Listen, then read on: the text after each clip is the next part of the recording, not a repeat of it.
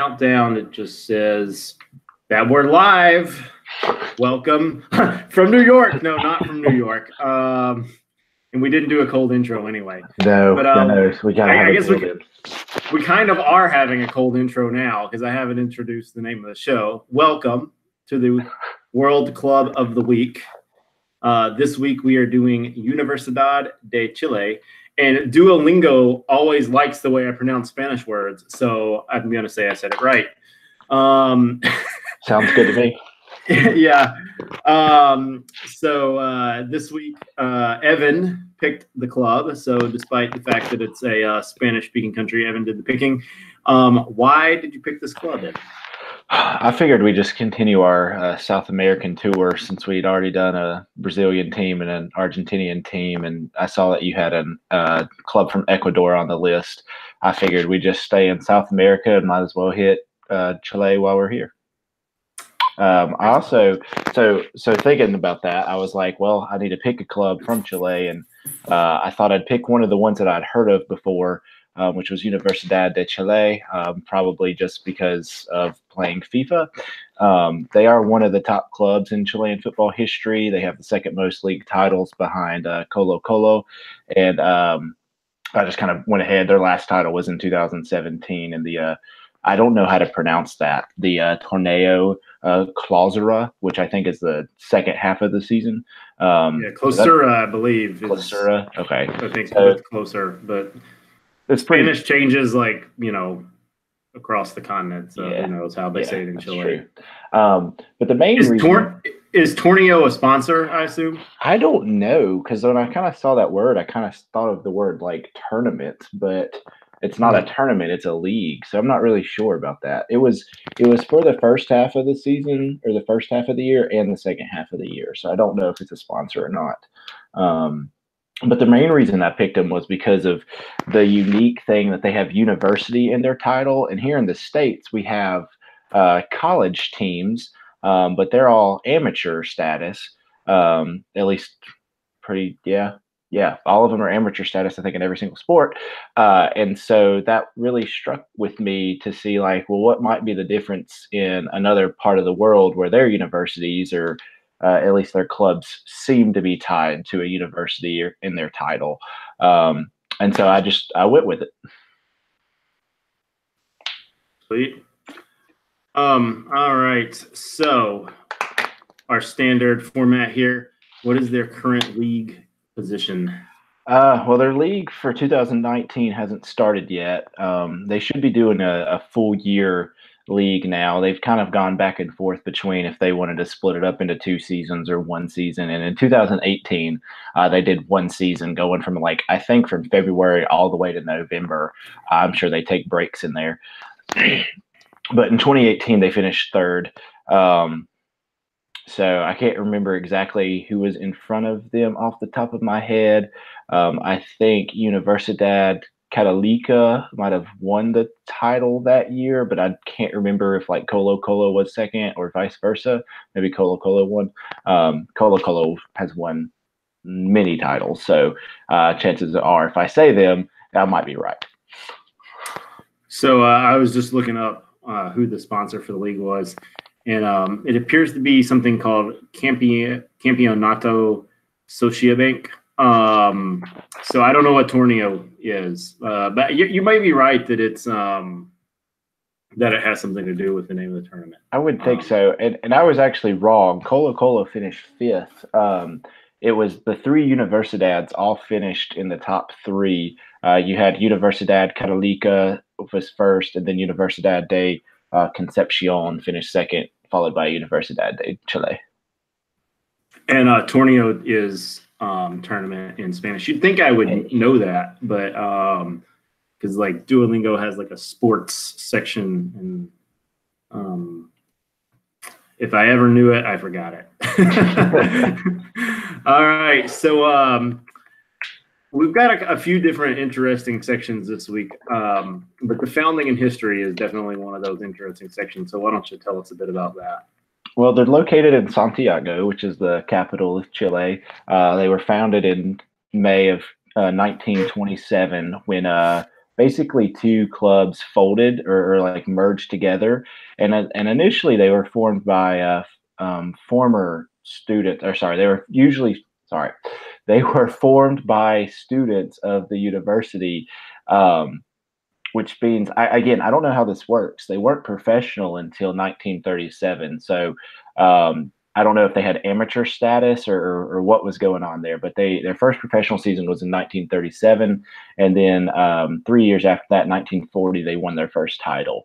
And so that was kind of like the introduction of them, I think, to the Chilean football scene. Do you want me to continue? Yeah, I mean, there's plenty there. There is.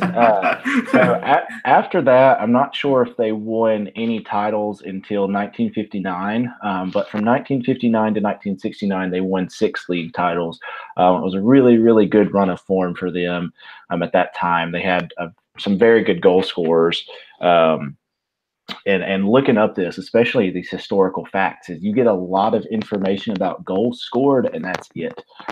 So like they could have had some really good defenders, but it's hard to know that. I guess I could go and look and see like their league record to see goals scored versus goals against.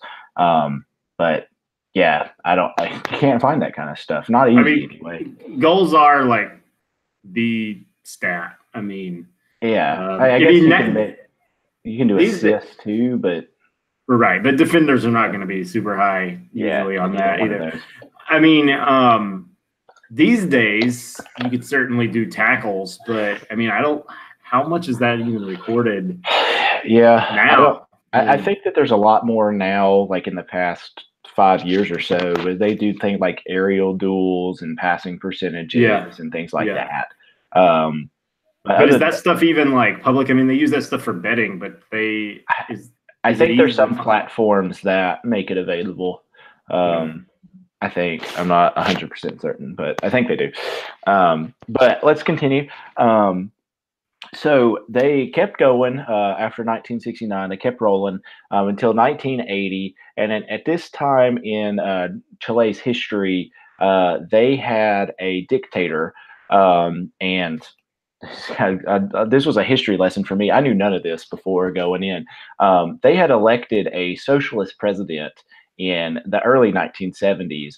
And basically, at that time, if you were socialist, you were basically an enemy of the United States. And so the United States kind of secretly funded this dictatorship or this army takeover of Chile. And so that dictator rose into power. America was saying like they weren't publicly supporting him, but kind of under the table they kind of were. So that's just kind of interesting there. But this dictator, he was all about reducing government spending, and one of the things he did was he wanted to try to separate this club from the university, and I'm not really sure why or like what the purpose was. He was really trying to break up the Universidad de Chile and help strengthen private universities. Again, the stronger the private universities, the less funding they have to take from the government, I'm assuming. So that led to, in the late 80s, they were about to fold. They were relegated, I think, for the first time in their history in 1988. And the university came together and said, look, if you don't come back to the top league or the first division, the premier division, then we're going to fold the club, basically. And so in 1989, they won the second division championship the following year, which brought them back into the first division, and they've remained there ever since. So that was just very interesting. Like they had this really good run from 59 to 69, and then like 20 years later, they were close to folding. Like that close. Who knows if they would have called their bluff, like if they hadn't been promoted the next season, if they had actually folded or not, or if that was just people, talking. That would have been interesting to see. But since then, I don't think there's been anything. I mean, they've won some titles, which we'll get to later, but I don't think there's been a whole lot more in their history that I wanted to discuss on here. So, not really necessarily related directly to the Universidad de Chile, but the dictatorship was very prominent. I mean, there's some big storylines with the Chilean national team, which I won't say anything about, but just like if people are like, oh, this is super interesting, then I would just say, Google like Chilean dictator soccer, and there's a lot to find out there. But we will stick to the club for now. So you mentioned that there are a lot of notable former players, so let's just get to it and talk about these guys. Yeah, so coming off of us talking with the Brazilian and the Argentinian clubs, where I didn't really know a lot of their players, this was the same thing. I've rarely heard of many of these names, but I figured I should be a little bit more prepared. So I did a lot more research on like who was big for this club in the past, especially since they've won so many league titles. But in 1962, Chile held the World Cup or hosted the World Cup, and they finished third. And so I figured like that was probably a pretty good place to start because that was in the middle of their good run of form from 59 to 69. And Chile was kind of in the spotlight because they were hosting the World Cup. It's their best ever finish. They finished third. It featured 8 players from Universidad de Chile out of the 22. I don't know, I couldn't find like their stats necessarily except for goals scored. So who knows out of those 8, how many of them actually played. But the 2 that had scored were Lionel Sanchez, left forward. He had 4 goals at that World Cup, which tied for the most with like 5 other players. And for Universidad de Chile, he made 411 appearances. And I don't know if these are just league appearances, because later on there's a discrepancy. That might just be league appearances, which means any kind of cup that would have been going on wasn't factored into that. So he made a lot of appearances for Universidad. And in that time, he scored 166 goals. So what is that? Like better than 1 goal every 3 games? That's pretty good. The other one was Jamie Ramirez. He had 2 goals at the 1962 World Cup, and he played for Universidad de Chile for 5 seasons. I don't think I could find anything about his goal scoring record for club, just that he had those 2 goals for the World Cup. But there's a lot more going through here. I looked at ones that had prominent cap numbers for Chile and ones that had like prominent like goals scored for Universidad. And so I'll just kind of run through these really quickly. They had a player named Carlos Campos who played from 56 to 69, and he scored 183 goals and 259 appearances. That's really good. He led the league in scoring 3 times, and in one season he scored 34 goals in a 34-game season, which is an average of a goal per game in 1962. And that was one of the years that Universidad de Chile won the title, and they only won that title on goal difference. So all of the goals he scored were very important. Next, they had a player named Eladio Zarate, I believe that's how you pronounce it, who's actually Paraguayan. He's one, or I think the only guy on this list that's not actually from Chile. He played at the club for 4 years. He led the league in scoring 3 times. Only one of those times was he at Universidad de Chile, but prominent goal scorer there. Pedro Gonzalez Vera made 175 appearances from 1997 to 2002, scoring 112 goals. Again, that's a really good return. 1 goal, better than 1 goal in every 2 games. That's really good. He led the league in scoring twice. So they had some really good goal scorers at different times. Then I found some others who maybe were really capped on the Chilean team, except for this one. This guy was the head cap of Universidad de Chile, and I cannot pronounce this. So Doug, I might need your help. It's Luis Musri. I don't know. Yeah, I'm not sure about the Musri. I'm really not sure on that. When I saw that, it's a name I'd never seen before. But he was a defensive midfielder, and one source said he had 539 caps or appearances, and another said he only had 401. And so I was thinking that 401 might have just been league appearances, and 539 might have been total appearances. I'm not sure. But still, 539 is a lot with one team. 401 is a lot with one team. He had 28 caps with the national team. And then next we had Marcelo Salas. He had 50 goals and 77 appearances from 93 to 96. Again, really good. I think that's like 2 goals in 3 games. He also played at Lazio, and then after that, he went to Juventus in Italy for a few seasons, although he didn't appear much for Juventus. I think he was there for like 6 seasons, but only appeared like 18 times. I don't know if that's due to injury or just he wasn't good enough, but he was there. He was good enough to be on the team. And he had 37 goals and 70 caps for Chile, and that's really good for a national team score as well. One every 2 games. The rest, I think, are all more current players or ones that had a lot of caps with the Chilean national team. So these are guys that a common listener might have heard of, especially if they've been following Chile the last few seasons or last few years, last few World Cup cycles. So you have Charles, and this is another one, Arangues.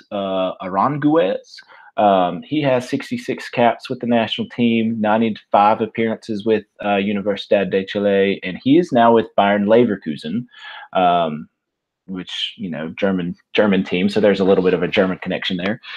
Eduardo Vargas had 55 appearances for Universidad de Chile. He's bounced around Europe right now. He's with Tigres. He scored 35. I assume that's the Mexican Tigres. I believe so. I honestly, when I saw that, I didn't double check to see that there was more than one. I don't know if there is or not, but I mean, there's more. There's Everton in Chile, for example. So we're going to get to that too. And he's had 35 goals and 82 caps for Chile. So he's one. I believe that's a name that I've heard from watching them in the World Cup and other international competitions. Gonzalo Yara, he has 58 appearances for the club. He has 110 caps for the national team. This guy has a French name. I don't know. I can't pronounce Spanish names very well, so this is going to be butchered. But Jean Buseyor. He's a left. Probably Jean. Jean. He's currently still with Universidad de Chile. I think he's the only guy on this list that was. He's had 52 appearances so far and 100 caps for the national team. And so I think that's all of the ones that everybody's probably heard of. But I did found another one because I tried to find like a German connection here. I was looking through their list of players, and there was Alex von Schwedler. Obviously of German descent. He actually came through the youth club, and he was there from 1994 to 1998. And then from 98 to 2002, he made 90 appearances with the club, and he's bounced around since then. And his last team that he was with was Everton in Chile. In fact, the Wikipedia article said that he was still there, but he's 38. And so I did some research and I was like, I don't know if that's true or not. And I found that I think he was last with the club in like 2004 or 2014, 2015. I don't think he's played since. So fun fact about Everton, while we're still talking about them, that's who Universidad de Chile plays in their next match. Oh, there you go. They're non-Copa Libertadores match, the next league match, which I guess is the first match of the season since the season hasn't started. Yeah, unless it's the Cup. I didn't go that far into it, but I saw them on there. They're also in the Copa Libertadores, which I don't know. I know we're talking about international stuff later, but I don't know if you saw that they're in it for this year. Or they were. They played Melgar, but I don't remember if they won or lost. 2 things about the players. That name, Jaime Ramirez, was really familiar to me. And I am not sure if this is why, but he played for Racing. So that may have been, he may have come up last week for some reason. He might have. Also, the Tigres is the Liga MX Tigres. Okay, I thought it was, but I started just taking too many notes and shorthanding everything. I watch the Mexican League on Telemundo sometimes. This is a new thing, but so it caught my eye. So you mentioned that they've only been relegated once that you could find in '88. So pretty much there's been a lot of past success. So why don't we talk a bit about that? Yeah, so they have a total of 18 Primera División titles, which puts them second most behind Colo Colo. And they have one title in the Segunda Division, which was right after they got relegated. They won the Segunda the year after that. They've won the Copa Chile 5 times in 79, 98, 2000, 2012/13. I don't know what's going on with that one, if it just carried over that year. And then 2015, and then in 2015 they also won the Supercopa de Chile. Without doing any research, I would assume that the Supercopa de Chile is kind of like the what is it in England, like the supporter shield? Is that what it's called? No, the supporter shield is what the league championship is in in MLS. It's the community shield. Yeah, community shield. There we go. I knew it was one of those. That's what I would assume it is.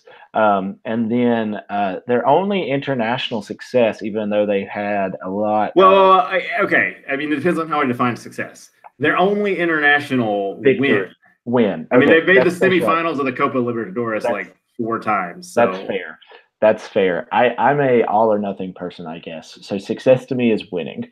They won the Copa Sudamericana in 2011, which interestingly enough, they've won in 2011. They've won both the first half title and the second half title of the league. So that must have been a pretty good year for them. Yeah. But they didn't win in 2010, which means, well, actually, I don't know how they do the Copa Libertadores as far as like who gets in, but the Copa de Chile, that's what I was looking at on the sheet. The Copa Sudamericana, that's the NIT, the Europa League. I always, when I explain to Wendy when I talk about the Europa League, I'm just like, it's the NIT, and she's like, oh, that makes sense. That makes sense. So they weren't really. I mean, I guess at some level they were champions of South America, but not really. I mean, I don't know. It's a cup. Yeah, which again, that's success. So right, or at least in my opinion, winning is success. So okay, this is a philosophical thing. Which is more successful, coming second in the Champions League or winning the Europa League or the Copa Sudamericana? Because to me, coming second in the Champions League is a greater achievement than winning the second-tier tournament. Yeah, and I think at the time, like as a fan, I think that I would agree. But if you think back, like historically, like most of the time you remember what people win, not who was second. Well, okay. And you know, Europe used to not do it that way. They used to have the Cup Winners' Cup. And of course the European Cup was actually just the winners of the leagues. It wasn't, you know, up through fifth place potentially. Well, actually, I guess the winner of the Champions League could be. I mean, they could finish last in their league. In theory. Yeah. And it's quite unlikely. But I mean, but them finishing outside of the top 4 or top whatever for their league is not super unlikely. But anyway, we should focus. Maybe I should focus. I don't know. So they've got some derbies here. So they have, and I think these are the other 2 like most successful. I know Colo Colo is, but I think Universidad de Católica is 3rd in league titles, and they've actually finished runner-up a lot as well. So their 2 main rivalries are with Colo Colo and Universidad Católica. I'm not 100% certain where Universidad Católica is, but Colo Colo is in the area around Santiago, so it's very close rivalry between the 2, and also they're also very successful. Universidad de Católica to me just sounds like a Catholic church or a Catholic university, so I don't necessarily know where that would be located because I doubt there's a place called Católica, but there might be. Doug, you're probably doing some research right now on where they're at, but well, that's what I was looking at, but I in doing that I can confirm that it means Catholic. Okay. So I figured it did.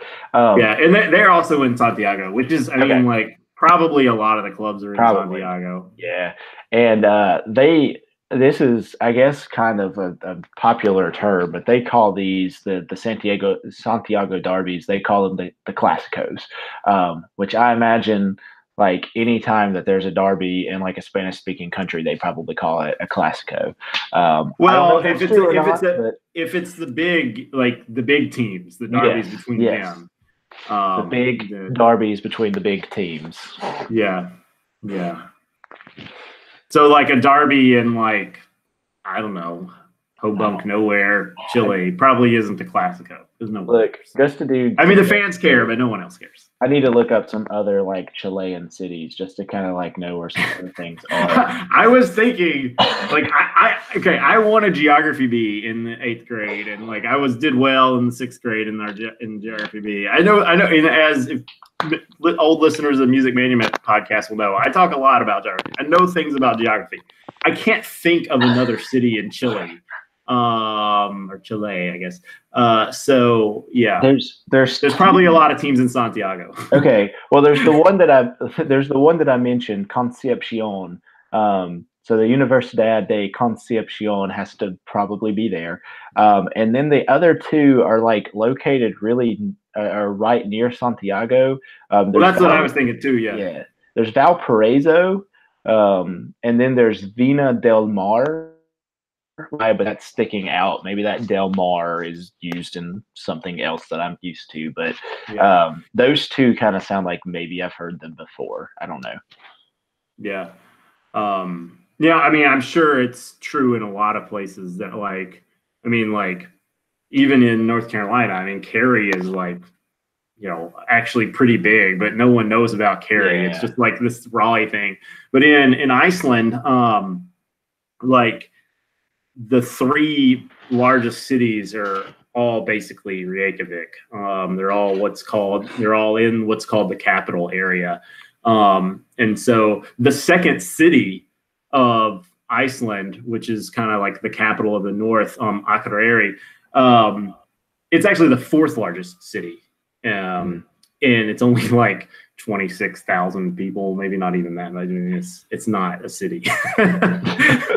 it's a port town, is what it is. I mean, it's a nice place, but it's not a city. But anyway, I think that's probably the case a lot of places that. Yeah. You know, the little cities or the suburbs around the capital have clubs and stuff. But cool. Was there anything else that you wanted to mention about this? I don't think so. I mean, I don't know what I was looking into when I was going into it. I guess, like I said, the first thing that I thought of was it has university in the title, and what does that mean?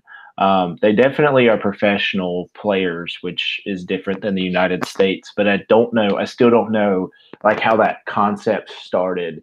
It says they were formed by university students in 1927, but they made a professional debut in 1937, 10 years later. And I don't know what that means. I don't know if they were I don't know how they're tied to the university, I guess, because we know in the States like how they're tied to their universities. And like other parts of the world, I assume that a university team is like a glorified intramural team. I'm trying to think of what like England would do with if they had like a basketball or soccer game between universities, what that would mean. And I would think that would just mean students of the university would be playing one another. And this is clearly not that, or it's not that anymore. So who knows? I don't know. I don't know enough. I know once they broke off in 1980, they kind of broke ties with the university. Like the university still has some members on the board. I think like 2 out of the 11 on the board are appointed by the university rector. And so I don't know, other than by name, what kind of ties they still have. But I'd be very interested if anybody could ever explain that to me. I would like to know. But you do know that that there's a Mexican club that's tied to a university as well, correct? Yes. Okay. Yes. The Pumas. Yes, I'd heard. I knew that one was, and I just went with this because we were sticking with South America. Yeah, no, fair enough. Just that's another place where you could look for answers. Yeah, for the thing. So next week we're gonna leave South America for the Asian Cup is wrapping up, and so we're in the semifinals right now. I assume the final is next weekend.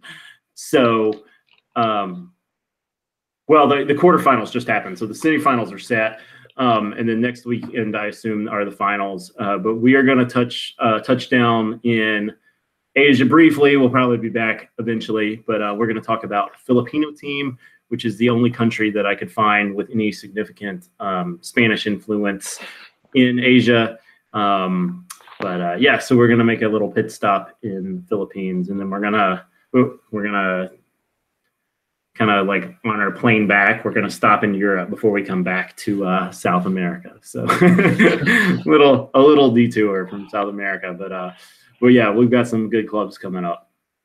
So thanks everybody for watching. This has been another World Club of the Week.